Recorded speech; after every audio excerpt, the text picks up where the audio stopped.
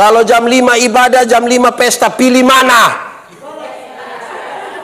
Ulang. Jam 5 ibadah, jam 5 pesta, pilih mana? Pilih mana? Pilih mana? Pilih pesta juga tidak apa-apa. Jangan terlalu rohani-rohani juga. Yang menjadi masalah itu adalah alasan di sini kenapa kita pilih.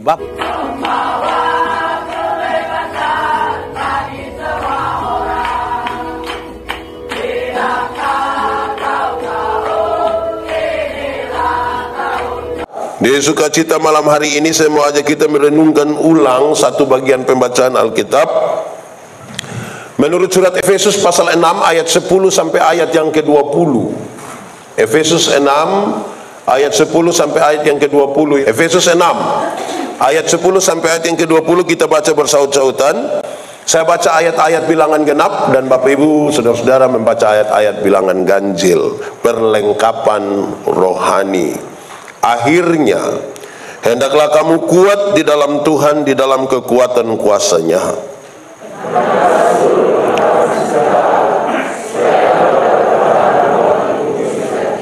Karena perjuangan kita bukanlah melawan darah dan daging, tetapi melawan pemerintah-pemerintah, melawan penguasa-penguasa, melawan penghulu-penghulu dunia yang gelap ini, melawan roh-roh jahat di udara.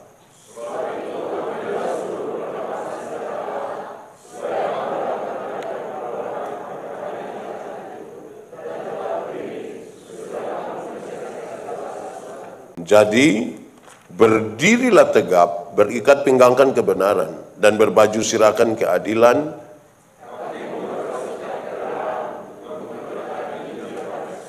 Dalam segala keadaan pergunakanlah perisai iman, sebab dengan perisai itu kamu akan dapat memadamkan semua panah api dari si jahat.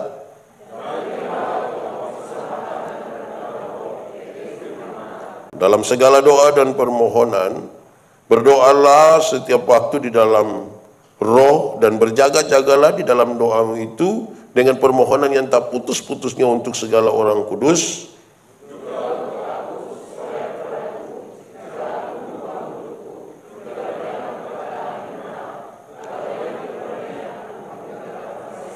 Yang kulayani sebagai utusan yang dipenjarakan, berdoalah supaya dengan keberanian aku menyatakannya sebagaimana seharusnya aku berbicara. Demikian firman Tuhan.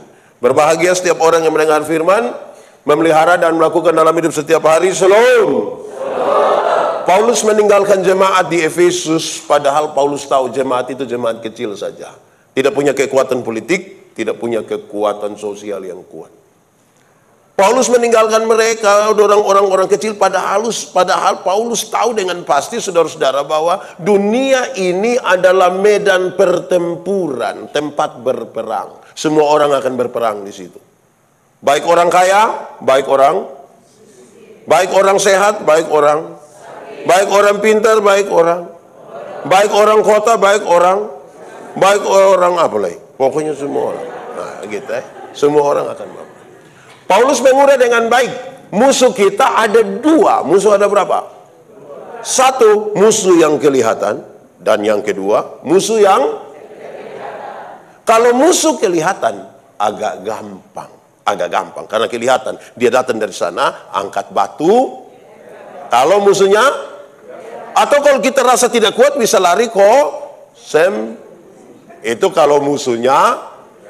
Lalu bagaimana kalau musuhnya tidak kelihatan? Kalau musuhnya tidak kelihatan?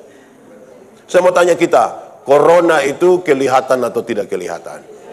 Tidak kelihatan. Kalau suanggi kelihatan kok tidak kelihatan? Apa? Ulang. Corona itu kelihatan atau tidak kelihatan? Tidak. Kalau suanggi kelihatan atau tidak kelihatan? Kadang-kadang kelihatan.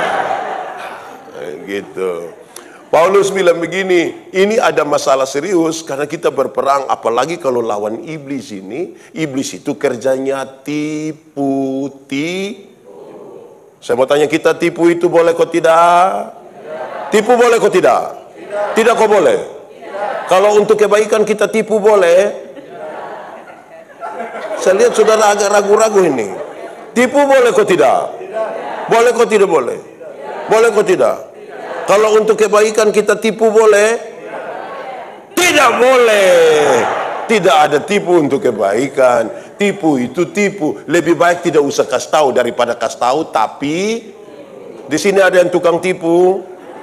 Ada kok tidak? Ada. Itu yang faham apa dong itu yang tukang tipu? Wah, itu bahaya itu kalau tukang tipu. Tidak boleh. Satu tipu itu akan melahirkan tipu baru. Satu tipu melahirkan tipu.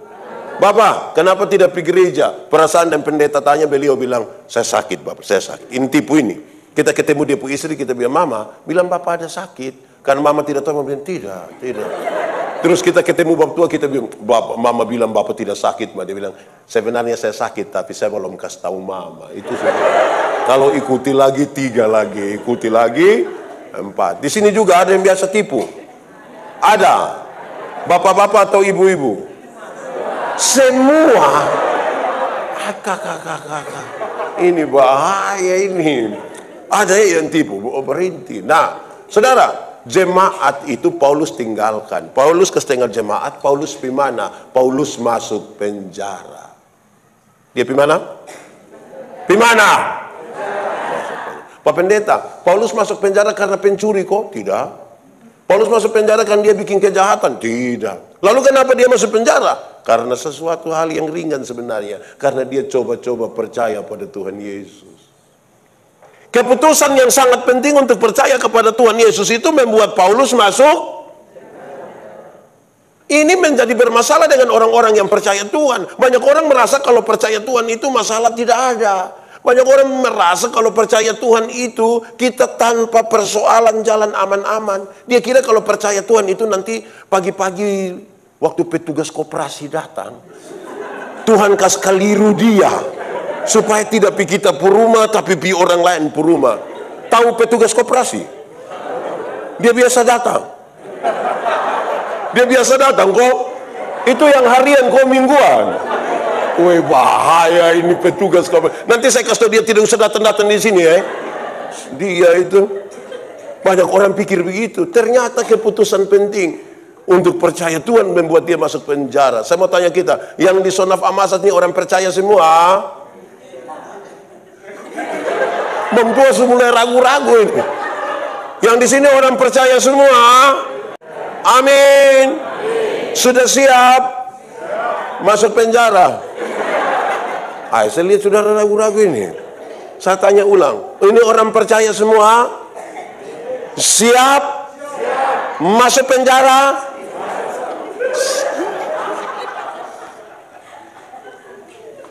Memang kalau kita percaya tuh ada tantangan. Amin kok mama dong. Amin kok bapak dong. Anak-anak dong. Mantap. Nah, waktu dia di penjara itulah selalu berjumpa dengan ini sipir penjara, tentara-tentara orang ini. Dia lihat itu orang dari ujung kaki sampai ujung kepala. Dia pakai gambaran itu untuk nasihat jemaat di Efesus. Dia mau kasih tahu orang, hidup ini susah, ada tantangan. Orang-orang mungkin anggap kamu orang kecil, tapi dia jangan takut. 1, pakailah ikat pinggang. Tahu ikat pinggang? Ada pakai ikat pinggang? Tahu ikat pinggang? Ada pakai. Nah, ikat pinggang itu untuk apa? Untuk kasih kuat celana tuh. Saudara, untuk kasih kuat celana saya pikir 2-3 kali baru ngomong. Pakailah ikat pinggang yang dia punya nama apa? Kebenaran. Dia bilang begitu, pakai ikat pinggang. Nah, kenapa pakai ikat pinggang? Itu tentara-tentara Romawi dong kalau pakai itu ikat pinggang. Di itu ikat pinggang itulah tempat di mana dorang sarungkan dong punya pedang. Supaya apa? Supaya dorang bisa bergerak bebas. Ada musuh datang dari sana, ini kalau dia tidak pakai ikat pinggang dia pusing mau tarik celana, kok bakal itu lama-lama dia mati. Makanya untuk bergerak bebas mesti pakai apa? Ikat pinggang itu namanya apa? Kebenaran. Tapi saya tanya dulu, ada 2 kata dalam bahasa Indonesia, benar dan betul. Benar dan betul sama kok beda? Benar dan betul sama kok beda? Beda kok sama? Sama kok beda? Benar dan betul sama kok beda? Beda kok sama? Sama. Benar bisa berarti betul, betul bisa berarti. Tapi kalau dua kata yang sama ini sama-sama diberi awalan ke dan akhiran an, benar akan jadi kebenaran. Betul akan jadi masih sama artinya? Masih sama? Tidak. Kebenaran artinya lain, kebetulan artinya lain. Sekarang saya mau tanya, ini hari kita ikut ibadah sore hari ini di sini, kebenaran atau kebetulan? Saya kira kebetulan memang tidak apa ini, tidak ini kebenaran yakin kok? Oke. Kalau kita masih hidup hingga hari ini, kebenaran atau kebetulan? Kalau Tuhan Yesus mati bagi saya dan saudara, kebenaran atau kebetulan? Mantap, kalau untuk Tuhan itu kebenaran semua. Saya geser sedikit. Kalau kita kulit hitam, kebenaran atau kebetulan? Kalau kita kulit hitam termasuk kebenaran atau kebetulan?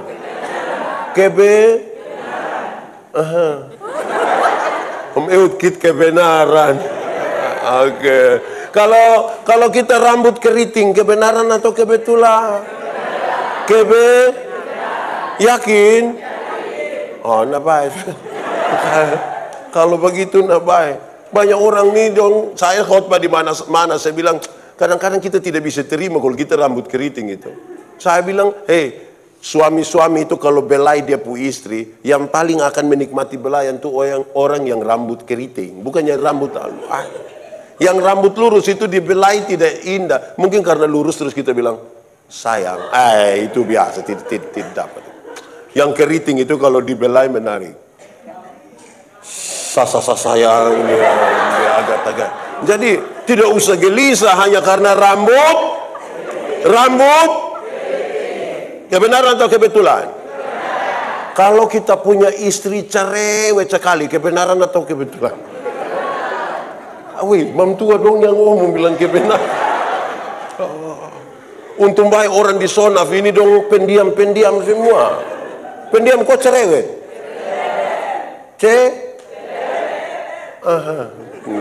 Oke, kebenaran. Tapi saya butuh menjelaskan ini, saudara. Banyak orang merasa hidup dalam kebenaran, tapi belum tentu. Itu dia rasa saja, tapi belum tentu dia hidup dalam kebenaran. Di dalam Alkitab, kebenaran itu punya 3 pengertian. Berapa? 3. Pertama, kebenaran itu punya dimensi legal, legalitas, ikut aturan. Semua bentuk pelanggaran terhadap aturan itu tidak benar dan Tuhan tidak suka itu. Harus ikut aturan. Amin kok? Tahu motor? Pernah naik motor? Siapa punya? Sendiri punya? Sendiri punya? Selunas? Oh iyo, kau beli mesti sampai lunas. Betul kok tidak? Nah, kalau kita naik motor, SIM ada, STNK ada, lampu-lampu ada, kaca spion ada. Kira-kira kalau dong ada operasi lalu lintas di katedral, berani pikir tidak? Berani kok tidak? Berani. Tapi coba kalau SIM tidak ada, STNK tidak ada, lampu-lampu tidak ada, kaca spion tidak ada operasi lalu lintas di katedral, berani pi? Berani? Berani? Kok kenapa kok tidak berani? Kan kita Om Jo ada yang polisi. Saudara lihat. Jadi ikut aturan itu paling aman. Dunia ini kacau karena banyak orang tidak mau ikut aturan. Paulus nasihat jemaat yang ada di Efesus. Bosong ada ikut aturan saja orang cari kampus salah. Apalagi di sini ikut aturan semua. Saya lihat saudara ragu-ragu ini. Di sini ada ikut aturan semua. Di sini ada yang biasa langgar aturan. Dia ada ikut gereja. Ada sekarang. Dia pakai baju warna apa? Langgar aturan itu bermasalah. Ada orang yang selanggar aturan lagi tipu lagi. Dia tidak bawa helm ini, terus polisi tahan dia. Helm, bapak tadi saya parkir, tak tahu anak-anak dong ambil di mana. Terus dia pulang, dia kasih tahu bilang, tadi sebenarnya saya kena tilang. Tapi saya kasih tahu bilang dong ambil helm. Susah lele tipu lagi. Di Sonaf ada yang susah tapi tipu dan bangga lagi. Ada. Dia majelis ko jemaat. Ini orang dong ini. Jadi orang kalau hidup dalam kebenaran, itu dia taat pada aturan. Amin kok. Kedua, kebenaran itu punya dimensi moral. Apa?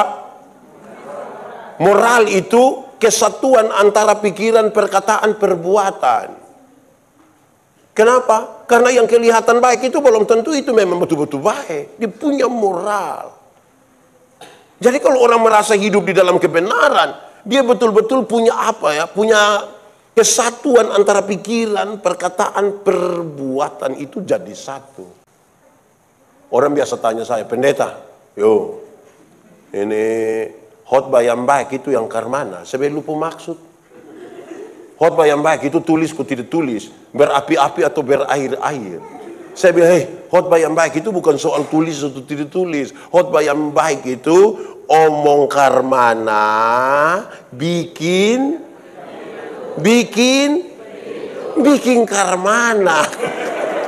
Kok omong karmana ulang? Khotbah yang baik itu omong karmana, bikin begitu. Khotbah yang baik itu omong karmana, bikin. Jangan omong lain. Kamu juga tahu? Mau tahu pendeta tuh orang baik kok tidak? Mau tahu kok tidak ini majelis jemaat dong orang baik kok tidak? Jangan tunggu waktu dong berkhotbah. Itu baik semua, itu baik semua. Tapi coba tinggal dendon di dompu rumah. Barang 2 minggu sah. Betul kok tidak? Ada yang khotbah berapi-api waktu saat acara syukuran. Khotbah habis dia yang po asopi di situ. Betul? Di Sonaf ada. Itu bab tua ada ikut ibadah, ada. Sekarang dia ada ikut. Ada kok tidak? Tunjuk kok saya lihat dia. Tunjuk. Kita ini parah ini. Omong apa ya bikin begitu. Jangan omong lain. Karena ada orang yang bukan saja omong lain bikin lain. Ada yang pikir lain, omong lain, bikin lain. Hasilnya kelainan. Jadi kalau saudara ketemu orang kelainan itu kan tidak lurus semua itu. Begitu. Khotbah boleh berair-air di acara penghiburan. Orang sedih, orang menangis, betul ini mamtua khotbah ini doh. Tapi habis dia yang buka meja judi duluan. Di sini ada yang tukang judi. Ada semua. Yang main KP ada. Yang hanya isi sipit-sipit. Wah ini orang doh sudah lalu betul. Malam-malam dia tidur, dia mimpi ame siapa pemotor, dia sengaja jalan pagi ikut itu orang. Betul kok mama? Di sini juga ada. Dia majelis kok jemaat. Jadi orang kalau tinggal dalam kebenaran itu punya moral. Amin kok. Supaya Jambagaya bilang begini su 4 periode ini. Mau kasih takut siapa? Ketiga, kebenaran itu berdimensi sosial, sosialitas. Kepekaan untuk turut mengambil bagian dalam penderitaan orang lain. Pakai bahasa sekulernya bilang solidaritas. Kenapa saya harus bersolidar dengan mama? Karena Tuhan lebih dahulu solidar dengan saya. Hendaklah kamu berkasih-kasihan. Kenapa? Karena Tuhan lebih dahulu. Di sini kita baik-baik kok. Ada pikir orang lain juga. Ini mulai kurang. Saya biasa pakai contoh ini contoh orang supaya malas dengar, tapi memang ini contoh yang betul-betul hidup dalam kita hidup tiap hari soal solidaritas. Saudara pernah tawar barang di Lipo? Pernah? Kalau di Ramayana pernah tawar? Transmart pernah tawar? Pemilik itu barang dong itu kaya kok miskin? Lihat, kita beli di orang kaya tidak tawar Bapak. Berani ada yang tahu, lu bikin malu-malu. 99.900 dia ame 100.000 dia kasih, dongkas kembali gula-gula satu, lu dapat. Jangan ukur saya. Beli di orang kaya tidak. Tapi kalau pagi kau dia beli sayur di nenek tua satu yang lewat sini. Ini nenek tua susah sekali, mangkali pulang jual sayur dia mati. Itu tawar kau tidak? Tawar kau tidak? Dia pun tawar itu mengerikan. Nenek sayur berapa? Ini nenek senang, nenek bilang 3.000. Dia saya ngajak kaget, dia bilang, hah? 3.000? Bisa 9.000 kok nenek. Kadang-kadang tambah satu kalimat di belakang, bisa 9.000 kok nenek don tanam sendiri juga. Itu kalau beta yang jual, beta bilang bawa Farisa, ibu bawa Farisa, coba. Di sini ada yang tukang tawar-tawar, ada. Itu ibu dong di situ, kok di sini.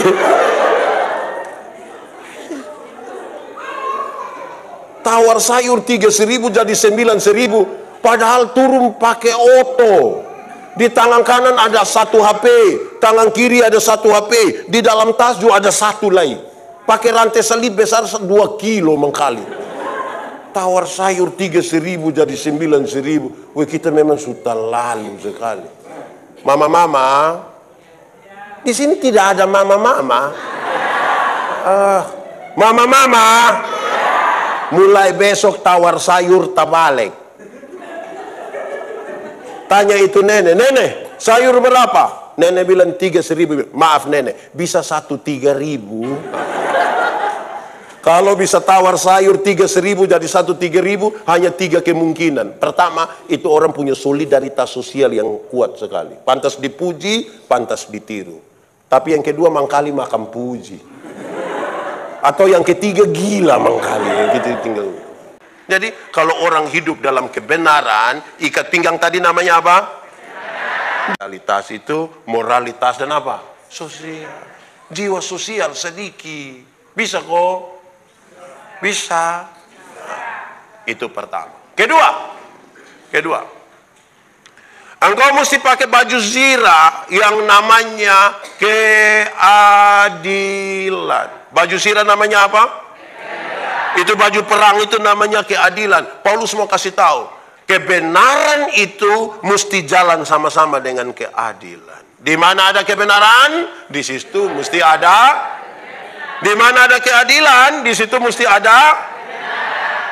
Hei, Paulus mau kasih tahu bilang begini. Hei, jemaat. Kamu ini hanya jemaat kecil. Kamu ini, kadang-kadang kamu berdoa, kamu ibadah, itu orang omong kamu. Tidak usah bantah, tidak usah balas, tapi lakukanlah segala sesuatu dengan adil, itu cukup. Lakukan dengan adil. Adil itu saudara-saudara akan membuat tuduhan-tuduhan yang dituduhkan kepadamu akan menjadi palsu. Contoh, saya punya bapak, saya sebut bapak kandung. Bapak kandung. Saya punya istri pun bapak, saya sebut bapak dari Wenlasi. Di sini ada orang Wenlasi. Tidak usah angkat tangan. Kita muka sama semua. Ulang. Saya punya bapak, saya sebut bapak. Saya punya istri pun bapak, saya sebut bapak. Kalau saya ambil 100.000 kasih saya pun bapak kandung, adil. Kalau saya ambil 100.000 kasih saya pun bapak, supaya waktu saya kasih 100.000 di saya pun bapak kandung, saya pun istri lihat ame baru dia bakalai saya bilang, lu ambil uang kau kasih lu pun bapak. Tanpa saya jawab, tanpa saya balas, dia pun bapak yang akan kasih tahu dia, jamara yang kau pu suami, karena dia kasih saya juga 100.000. Tuduhan menjadi palsu. Saya mau tanya, pernah alami orang omong kita pun nama kau tidak? Pernah kau tidak? Apalagi yang dia omong itu tidak benar, pernah alami? Lalu saudara sibuk jelaskan di Facebook. Dia bikin status, kalau tidak tahu tentang saya jangan omong ke tahu-tahu, karena setan paling suka orang yang tidak tahu apa-apa tapi omong ke tahu-tahu. Itu yang lakukan saja sesuatu dengan Kalau engkau lakukan dengan benar, keadilan itu datang dengan sendirinya. Kalau engkau melakukan dengan adil, kebenaran itu ada di situ. Amin kok. Saya mau kasih tahu saudara dengar ini. Keadilan itu bukan sekedar ada satu rutin kita 4 bagi sama. Keadilan bukan sekedar itu. Keadilan berkaitan dengan begini. Kalau engkau tuntut hak, laksanakan.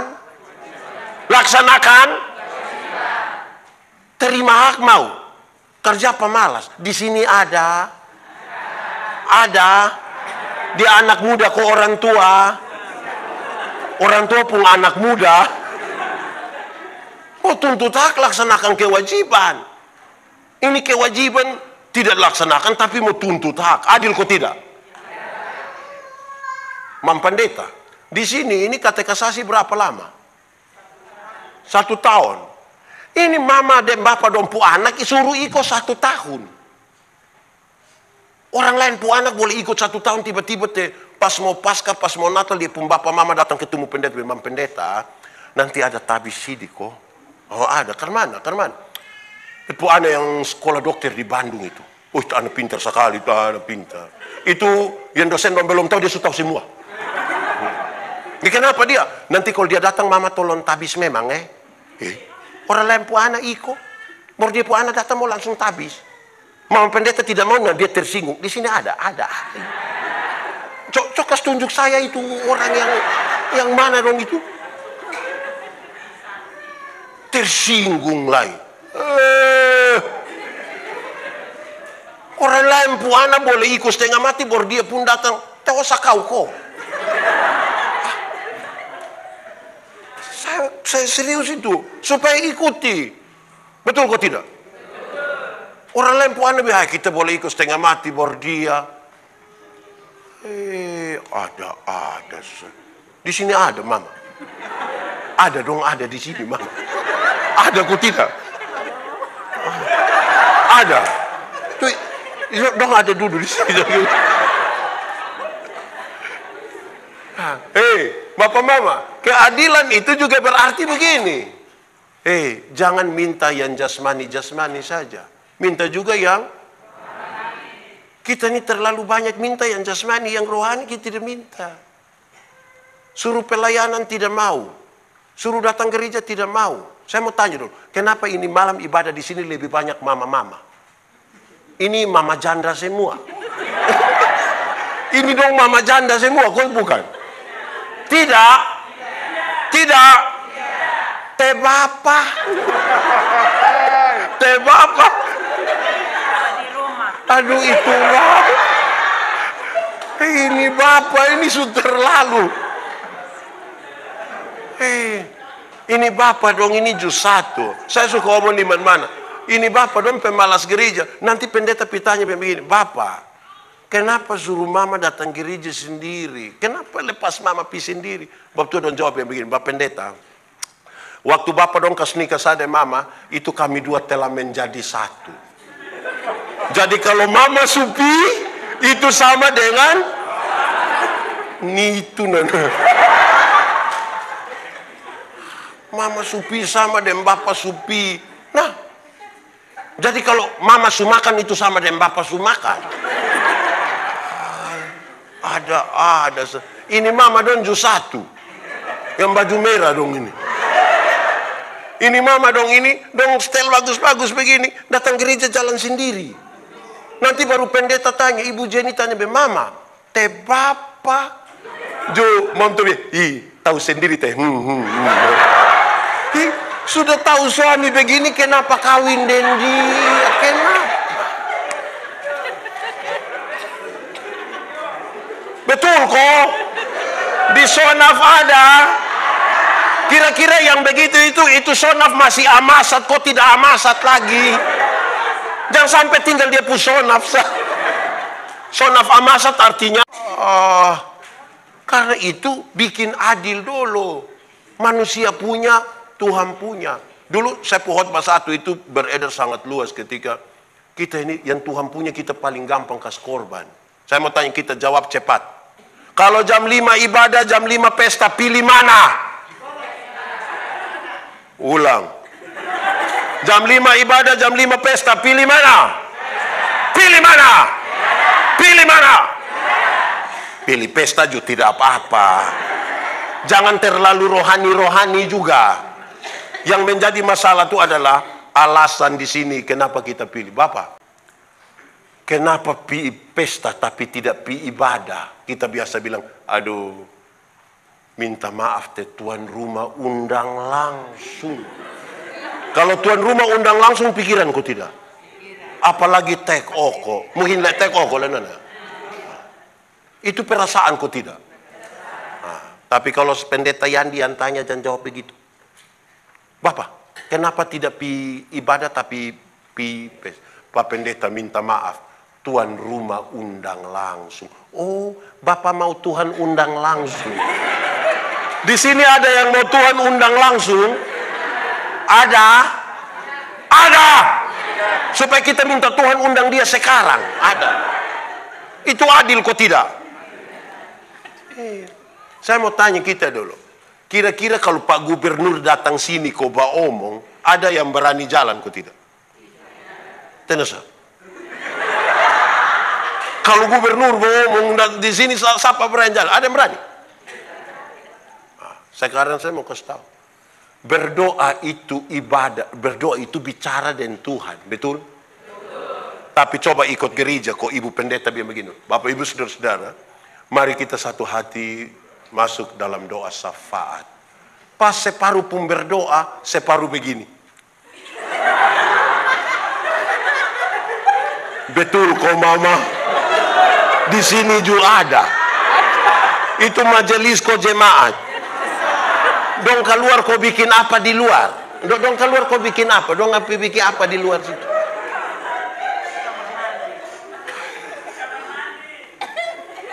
Tadi datang kenapa sudah masuk memang? Aneh-aneh saya ini manusia dong. Ini mama-mama dong ini. Nanti kalau dong undang syukuran di rumah, undang. Datang pendeta khotbah. Tidak lama juga. Pendeta bilang, saudara-saudara, mari kita menyatakan syukur kita bersama dengan keluarga di dalam doa syukur ini. Pas kita mau berdoa ini, yang ibu-ibu semua pi dapur. Yang kita berdoa, sampai di dapur itu, yang ketua dapur itu dia send ibu-ibu di belakang yang, sudah. Doa syafaat. Ini siap. Yang kuat tadi suka panas. Padahal hanya kacang breni bon. Orang berdoa di sini siapa yang biasa tukang masak ibu? Siapa yang biasa tukang masak di sini? Ada? Yang mana? Ibu yang mana? Yang mana itu? Yang mana yang biasa masak? Ada di situ? Yang mana? Bertobat.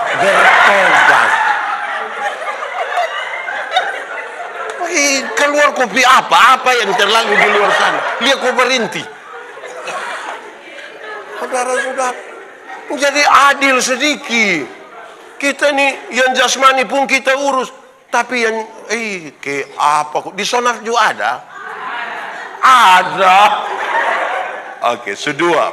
Pertama, ikat pinggang nama. Dua, baju zirah nama. Tiga, pakailah sepatu, pakailah kasut, pakailah sendal yang dia pun nama kerelaan. Memang kalau bikin apa-apa kok tidak rela tidak bisa. Mesti. Di sini gereja jam berapa, Mam? 6 pagi. Gereja jam 6 terus ibu bilang di suami bilang, Bapak gereja. Bapak pemalas bakal ada mama sudah dia siap datang di gereja jam 6 pagi. Padahal tadi malam dia tidur 2:30. Itu dia datang, itu kita kira dia diam, itu ada merenungkan firman Tuhan. Padahal dia parah Bapak. Jadi kalau bikin apa-apa tidak rela tuh tidak bisa. Amin kok. Anak muda. Di sini ada anak muda kok tidak? Anak muda. Pernah putus cinta? Pernah? Ulang-ulang? Kalau kamu putus cinta mesti rela. Mesti rela. Bisa. Kalau kita putus cinta kok tidak rela, tidak move on itu bisa sakit hati dari tamat SMP sampai mati.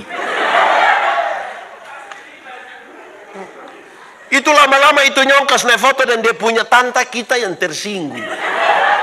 Kita capture itu foto terus lingkar merah di itu tante pun kepala. Anak panah tunjuk pi itu tante. Baru kita kirim pi dia tanya, "Lah isa kau?" Terus dia jawab yang, "Oh tante, Pak." Rela.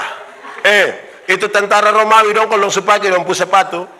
Mau masuk hutan, kok kali, kok batu, kok jalan duri, kok apa dong masuk. Rela. Koma. Tapi lanjut. Itu anak kenapa? Rela. Lanjut. Tapi dia lanjut begini. Kerelaan untuk memberitakan Injil damai sejahtera. Kerelaan untuk saudara mesti rela untuk menyampaikan Injil. Injil itu berita pembebasan dan setiap orang mesti dengan rela menyatakannya. Banyak orang takut memberitakan Injil. Kadang-kadang dong bilang berita Injil itu tugas pendeta majelis dong. Betul? Omong! Kadang-kadang kita pikir begitu. Rela. Injil itu berita pembebasan.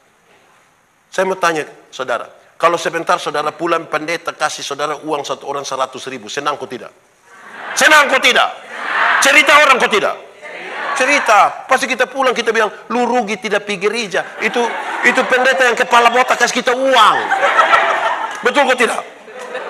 Nah, saya mau tanya kita, Tuhan Yesus mati bagi kita, dia harga lebih mahal 100. Lebih mahal atau lebih murah? Sudah cerita orang? Sudah? Dapat pulsa 5.000, saya kasih tahu di seluruh dunia. Bilang, "Kak, pulsa masuk. Terima kasih. Besok lah ya." Pulsa 5.000 cerita orang. Tapi Tuhan Yesus mati bagi kita, kita pemulut tidak berani kasih tahu orang. Nah, kira itu baik nah. Subarani.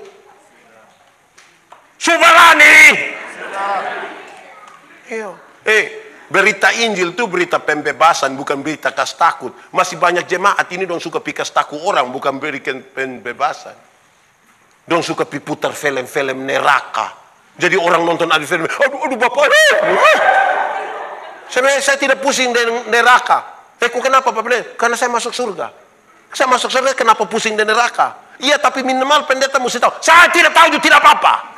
Kenapa? Kalau saya masuk surga, bukan karena ketakutan hukuman di neraka. Saya masuk surga karena Yesus itu mati ganti saya. Kamu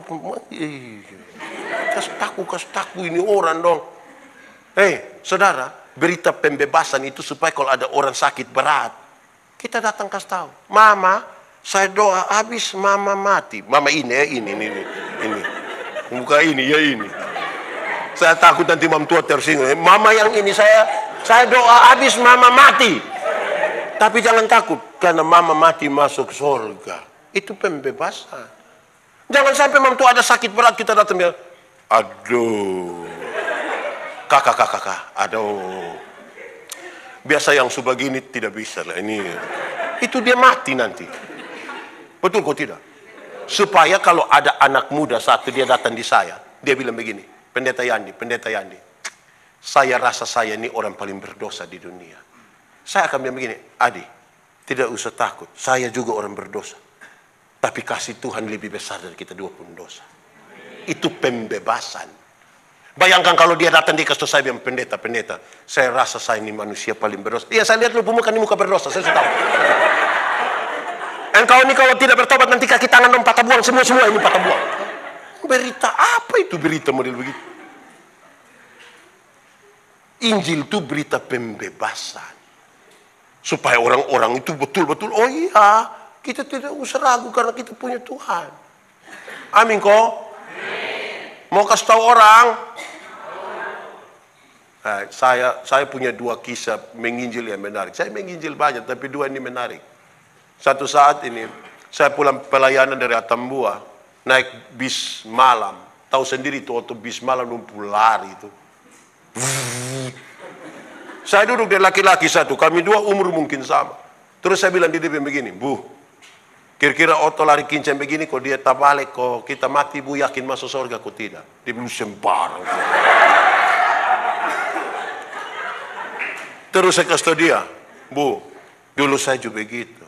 Tapi waktu saya tahu Tuhan itu lahir untuk saya, mati untuk saya, bangkit untuk saya, naik ke surga untuk saya. Sekarang saya yakin, mati dimanapun, dengan cara apapun, kapanpun, saya yakin pasti masuk surga.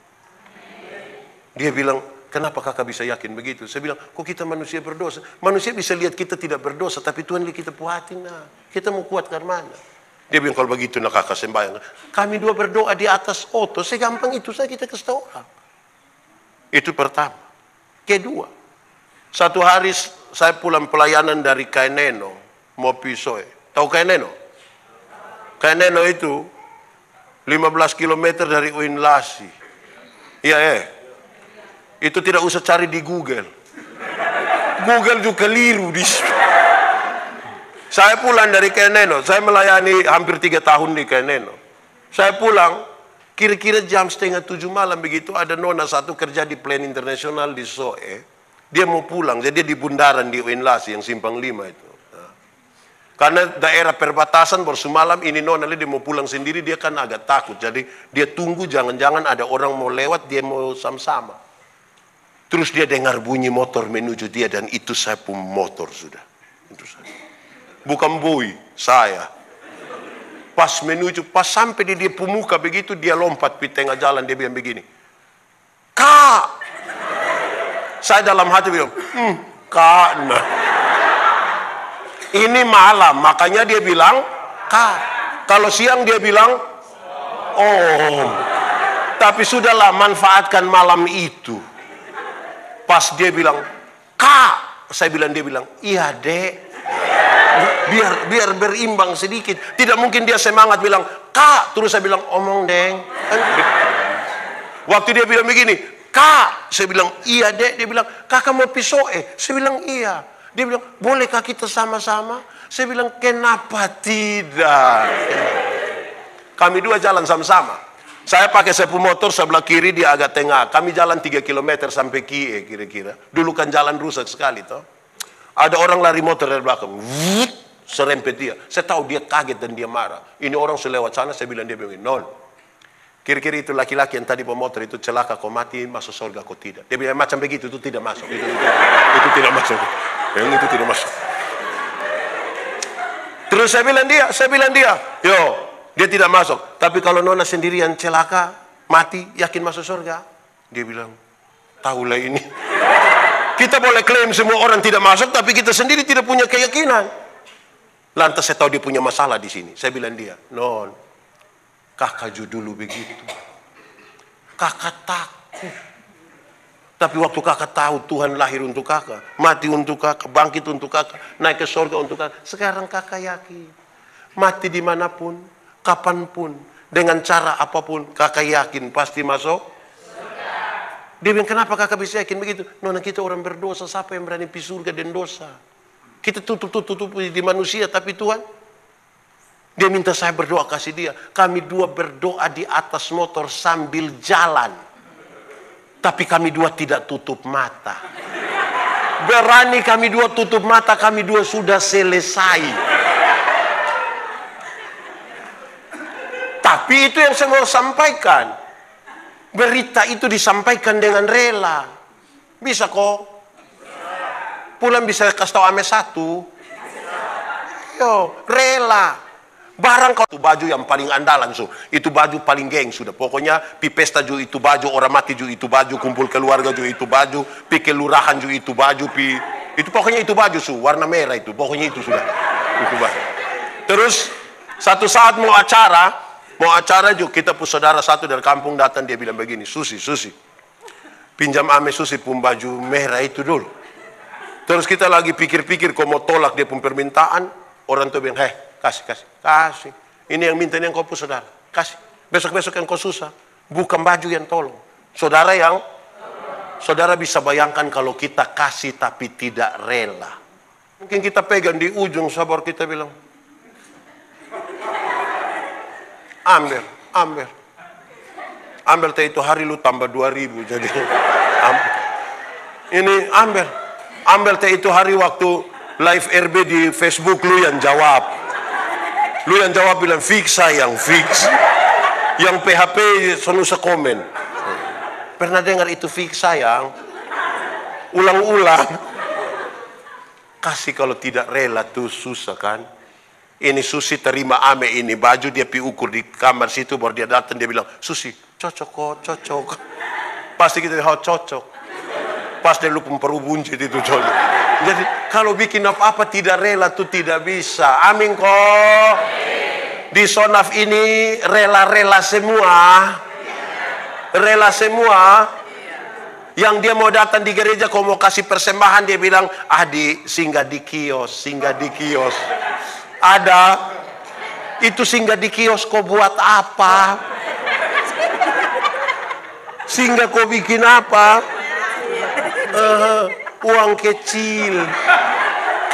Di gereja uang kecil, kumpul keluarga uang besar. Kakak, di sini juga ada. Ada. Majelis kok jemaat. Ini orang dong ini. Seberapa? Berapa? Ada 12 kok. Pertama, ikat pinggang nama. 2, baju sirah nama. Sepatu nama. Keempat, pakailah perisai, yaitu iman. Perisai dulu itu ada 2. Pertama, perisai kecil yang ditaruh di tangan untuk perkelahian 1 lawan 1 pakai pedang. Nah, itu satu. Tapi ada perisai yang besar seperti yang di meja makan, itu nama apa dulu? Tudung apa lagi? Nah, kenapa?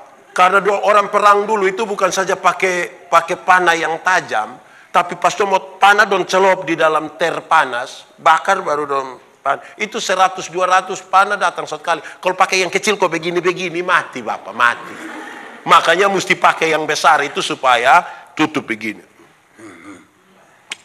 Kenapa? Dengar. Segala sesuatu betul mesti pakai iman. Karena ada hal yang kita tidak duga. Ada hal yang datang terkuju-terkuju. Paulus kasih tahu jemaat, kalau hal terkuju-terkuju datang, kalau kamu tidak pakai iman, bahaya.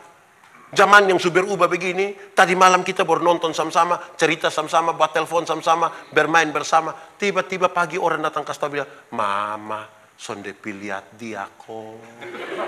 Kenapa? Dia supi. Nanti kopi mana? Pisau Betul kok tidak? Ada banyak hal datang dan tiba-tiba. Tadi malam ini ibu baru muka baik-baik dengan kita. Besok pagi bangun dia muka begini. Itu kalau tidak pakai iman berat. Amin kok. Amin. Di sini ada suami yang biasa pukul istri. Apa? Atau saya balik dia pun pertanyaan. Mama-mama yang biasa kena pukul dari suami, cok angkat tangan. Jangan angkat tangan pulang kena pukul ulang. Ada banyak hal yang kita tidak bisa kelola karena dia terjadi begitu saja. Itu mesti pakai iman. Amin kok. Iman itu adalah dasar dari yang kita harapkan dan bukti dari yang kita lihat atau tidak lihat. Lihat atau tidak lihat? Lihat atau tidak? Tapi ada banyak orang Kristen tunggu melihat dulu baru percaya. Orang beriman itu saudara, dengar baik-baik. Orang beriman. Saya suka pakai contoh ini. Kalau ada oto jalan dari sini Pisoe, tahu Soe? Ada oto jalan dari sini Pisoe, terbalik di Camplong, tinggal 2 orang yang selamat. 1 orang beriman, 1 orang tidak beriman. Yang beriman akan bilang, untung Tuhan saya selamat. Itu orang beriman pempernya. Untung. Yang tidak beriman itu akan bilang, untung tadi saya lompat cepat-cepat. Di satu peristiwa yang sama, pernyataan beda antara orang beriman dan orang beriman itu, kalau ada orang mati, dia tanya, apa yang saya imani tentang kematian? Orang mati, suami mati, dia bertanya, apa apa yang saya imani? Terus dia bilang, oh, yang saya imani tentang kematian ialah mati bukan akhir dari segala sesuatu. Mati adalah tempat di mana kita diubah dari tubuh yang dapat binasa ke dalam tubuh yang tidak dapat binasa, supaya kita bisa hidup dalam kekekalan bersama Kristus di sorga. Dalam keyakinan iman seperti ini dia menyanyi, sabar dalam susah. Saudara tidak tahu ini lagu? Nah, kenapa suruh saya solo? Sabar dalam susah. Sabar. Apa? Tuhan ada sertamu. Sabar. Sabar. Kenapa? Beriku kuat dia realistis terhadap persoalan, tapi dia pakai iman. Ini tentara Romawi dong kan jalan bawa perisai itu kan. Kita tidak tahu musuh sembunyi di mana. Kota kuju dia farmak san botong. Tahu farmak? Farmak lain nesa. Ya. Jadi mesti pakai iman. Itu kalau orang beriman. Yang tidak beriman itu yang orang pu suami ada mati kok, orang pu istri ada sedih di situ. Mau kubur dia datang dia memang pendeta. Sebelum firman saya satu lagu. Di dalam doamu kau sebut namaku. Separuh bilang. Terus di interlude-nya suruh anak kecil satu baca puisi dengan judul Ditinggal Ayah. Orang sedih kan? Sedih. Dong menangis. Habis itu baru dia baca, dia menyanyi, dia bilang semua menangis. Bangga lah. Kalau hanya mau menangis itu nonton film Korea. Saudara, kita ini punya masalah. Saya mau tanya saudara, saudara punya masalah? Oh, tidak usah omong. Saya lihat ini muka masalah semua. Masalah ialah kesenjangan antara harapan dan harapan menikah dengan dia, ternyata dia nikah dan kita pun teman. Masalah itu. Jadi kesenjangan antara harapan dan kenyataan itu disebut masalah. Nah, waktu kita masalah, orang kalau suka kedinginan di laut, kehujanan, kan dia dingin. Bukan picalop tambah dia di laut, tambah dingin kok tambah panas. Kita ini paling suka bikin orang menangis. Di sini juga ada.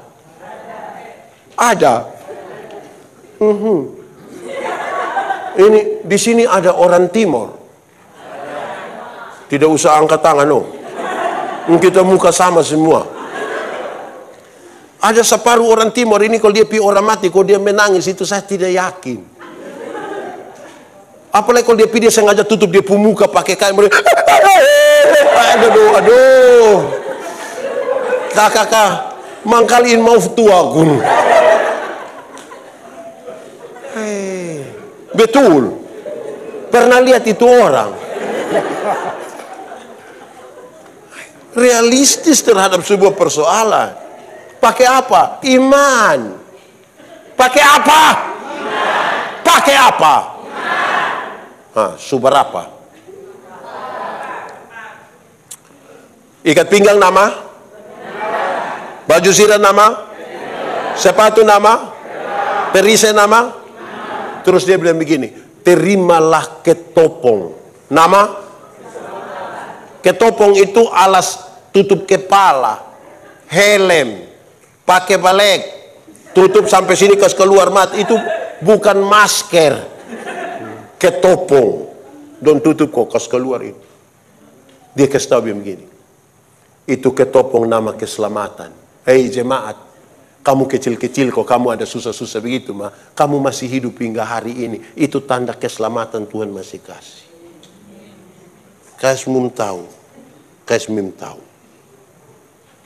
Itu bahasa Inggris. Orang Timur ini dia punya bahasa juga orang Inggris toh. Botol pakai bahasa Timur bilang.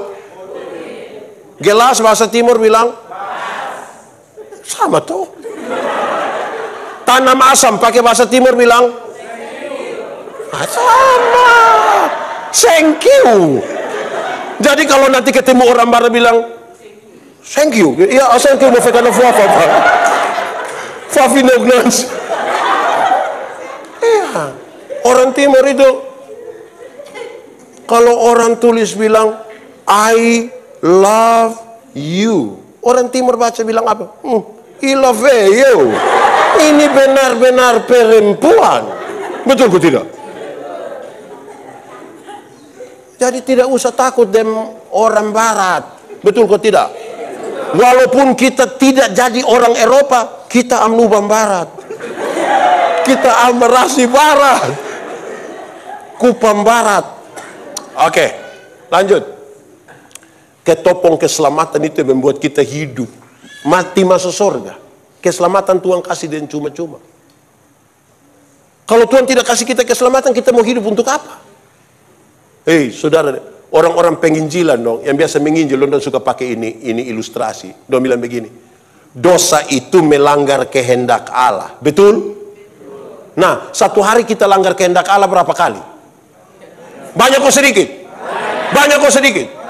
Bisa hitung kok tidak? Sendiri buat sendiri tidak bisa hitung. Tapi orang penginjilan dong bilang begini, anggap saja kalau satu hari kita bikin dosa 3 saja. Dosa pikiran 1, dosa perkataan 1, dosa perbuatan 1. Kalau satu hari 3, 1 bulan berapa? 3 kali 30 hari? 90. Kalau 1 bulan 90, 12 bulan berapa? 90 kali 12. 1080, taruhlah 1000. Berarti 1 hari 3, 1 bulan 90, 1 tahun 1000. Kalau 1 tahun 1000 dosa, masing-masing kali dan dia pu umur. Umur berapa? Kali 1000 bisa pergi surga. Umur berapa? Kali 1000 bisa pergi surga.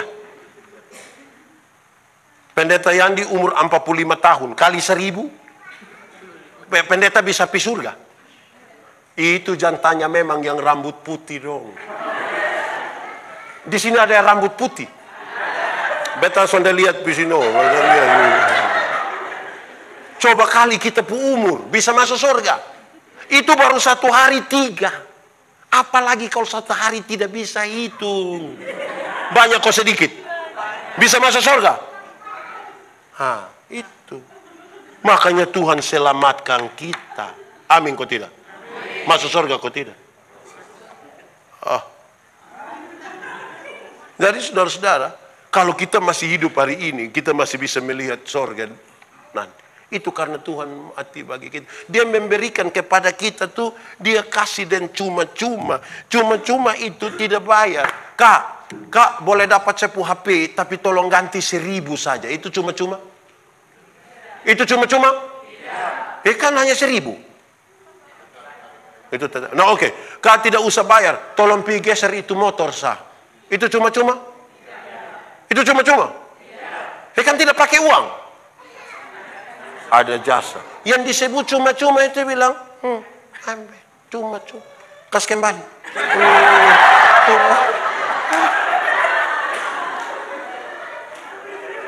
Hanya Tuhan yang bisa kasih cuma-cuma.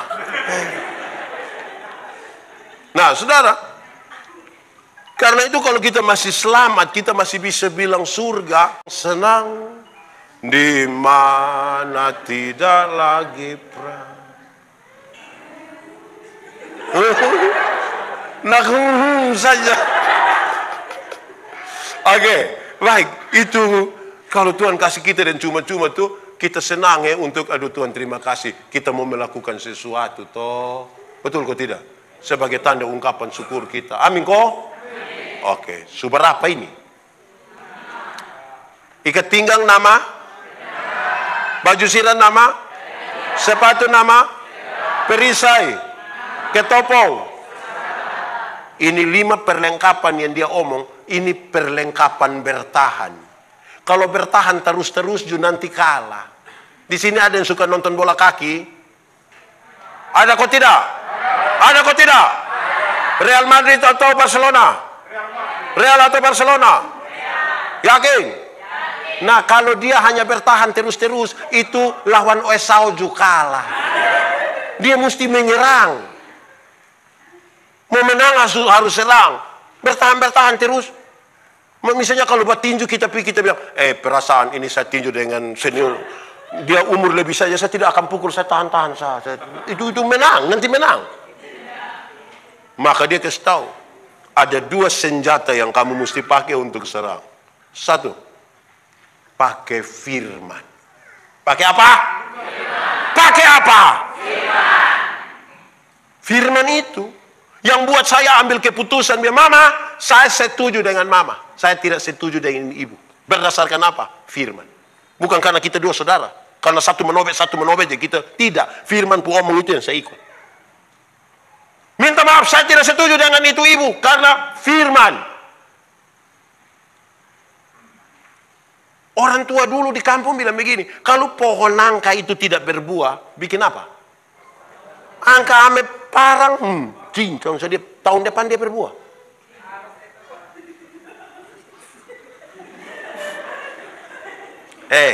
Bapak Mama dengar. Tapi dia kasih tahu, firman itu seperti pedang bermata 2. Dia iris pi muka, tapi iris juga pi. Artinya, kalau untuk orang lain kita bisa kutip firman, untuk diri sendiri mesti pakai firman. Jangan untuk orang lain kita pakai firman, untuk diri sendiri tidak pakai firman. Jangan sampai sebentar saya khotbah habis, saudara bilang begini, Pak Pendeta, khotbah tadi pas. Terus saya tanya, pas den dia Bapak. Habis yang lu tidak pas, dan saya tidak Bapak. Dan saya itu firman sampai dia serong begini, dia lari pisah. Kalau orang lain kita pakai firman, kita pun diri juga pakai firman. Firman itu seperti cermin. Tahu cermin? Pernah pakai cermin? Kalau kita pakai cermin lebih banyak lihat kita pun diri atau orang lain. Waktu kita sampai tengah kita hanya mau berdiri begini kan? Waktu kita berdiri begini, baru kita, aduh ini alis begini. Makin banyak bercermin, makin rapi. Betul kok tidak? Yang tak siram dong ini kan dong tidak pakai cermin. Tapi ingat, selain cermin, ada yang dia pun nama kaca spion. Tahu kaca spion? Tahu. Kalau cermin, kalau pakai kaca spion lebih banyak lihat orang atau diri sendiri? Nah di ini Sonaf ini lebih banyak cermin kok kaca spion. Di ini Sonaf Amasat lebih banyak cermin atau kaca spion? Cermin kok kaca spion? Yang orang lain yang beli motor yang dia tidak tidur di dia rumah itu. Orang yang beli motor dia yang tidak tidur. Suruh anak bertanya, lu cek dulu. Cek apa? Tahu dia kredit kok cash. Kaca spion. Di sini juga ada. Oh kamu pilih ini mie langsung keluar? Atau omong dengan itu paman? Iya toh? Waktu kita omong dengan dia berarti kita ada relasi dengan dia? Ada. Relasi apa? Jadi kita berkata-kata dengan orang belum tentu kita ada relasi dengan dia. Betul kok tidak? Kok ada orang yang kalau dia telepon tiba-tiba ada satu ibu bilang nomor yang Anda tuju. Ada kenal itu ibu. Pulsa Anda itu ada kenal. Dia berkata-kata belum tentu punya relasi. Doa itu relasi. Kalau kita dua kenal baik, kita dua saling kenal, kita dua ada relasi. Saya jalan kaki, dia naik motor, ketemu saya di jalan tanpa saya minta, dia berhenti tanpa saya minta. Pendeta, yo, gimana? Naik. Kan kami dua saling kenal. Tapi kalau kami dua tidak saling kenal, kami dua tidak ada relasi, saya jalan kaki, dia naik motor, ketemu saya di jalan, dia berhenti, baru dia tanya, ojek om. Relasi. Sekali lagi relasi. Ada orang yang di Sonaf sini yang cerewet, mamati. Tapi kita jangan coba-coba bilang, Bu, sebentar Bu doa makan dulu sembaran. Padahal dia paling cerewet. Betul kok tidak? Di sini ada. Sapopung suami. Nah itu. Dalam relasi yang baik itu. Saya mau tanya saudara. Menurut saudara saya kenal saya punya istri kok tidak? Saya ini pendeta yang ini kenal dia pu istri kok tidak? Dan kami dua ada relasi. Kalau saya mau minta teh di saya pu istri, saya kan cukup minta begini. Mah, bikin teh dong saya. Gelas kecil saya, jangan terlalu banyak gula. Papa takut sakit gula. Kan cara mintanya begitu. Tidak mungkin saya mau minta teh di saya pu istri, saya bilang, Mama! Buatlah segelas teh! Jangan terlalu banyak gula ya. Papa takut sakit gula. Itu pas habis mam tua tanya, lu sehat? Relasi itu buat kita berkata-kata dengan indah, dengan murah. Amin kok? Marsindo kawan. Dia belum nikah toh? Nah dia kasih dia kuliah nikah dulu. Kak, anggap saja sebentar pulang Kak mau numpang di Sapu Oto. Karena kita satu jurusan. Kira-kira Kak pun cara minta di saya itu dia pun cara minta ke mana? Kan dia mau naik Sapu Oto ini, dia mau minta tolong di saya. Om. Salam Bapak. Salam. Bapak bisa minta tolong numpang pulang sama-sama. Oh iya, Kak rumah di mana? Di dekat Bapak. Oh iya, saya. Oke. Betul kok dia minta begitu? Iya. Bapak, minta tolong Bapak, kita sama-sama kok beta naik rumah dekat Bapak ya. Itu cara minta begitu. Tidak mungkin dia mau naik Sapu Oto dia datang bilang, Bapak kalau sebentar pulang Bapak tolong aja motor saya. Ini minta baik, ini kalau minta begitu baik. Ada banyak orang ini berdoa sama kerusuhan. Padahal mau minta di Tuhan, minta sopan. Baik pulang sudah pulang, nanti sebentar lu naik. Jadi karena relasi yang baik itu minta biasa-biasa, tidak usah mas parak Tuhan. Betul kok tidak? Mam tua sudah masak, aku belum. Sudah, kadang-kadang kita ini tidak etis. Yang disebut dengan sungguh-sungguh, bukan sungguh-sungguh berteriak waktu berdoa, bukan sungguh-sungguh menangis, sungguh-sungguh menyerahkan beban kita untuk Tuhan ambil. Sungguh-sungguh dia bunda. Kita ini yang kadang-kadang terlalu bikin-bikin. Berdoa saja pakai, ya, Hova. Lu kasih takut siapa? Nah, saudara lihat. Ketika kita belajar ini semua. Tadi, ikat pinggang nama? Baju nama? Sepatu? Perisai? Ketopong? Senjata pertama? Senjata kedua? Di ini 7 bagian saudara lihat. Ada hal yang bisa mama kerjakan.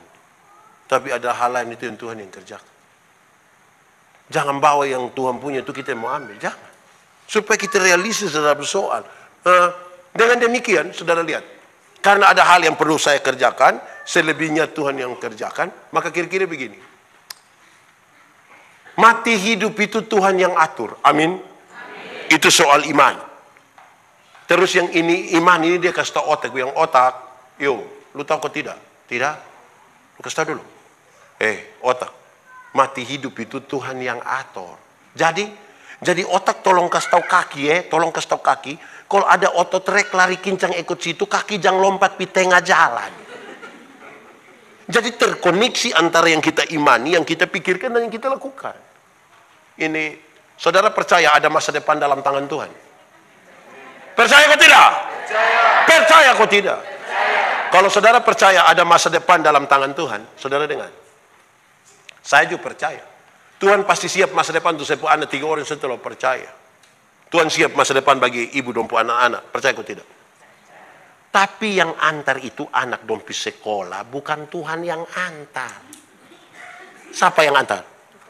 Orang tua yang antar.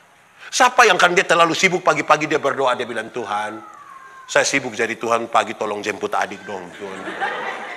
Tuhan yang jemput pulang kita menangis. Jadi kerjakanlah kita pembagian. Selebih kita serahkan. Siapa yang kerjakan? Karena ada hal yang kita tidak bisa lakukan. Itu hanya Tuhan pembagian. Amin kok?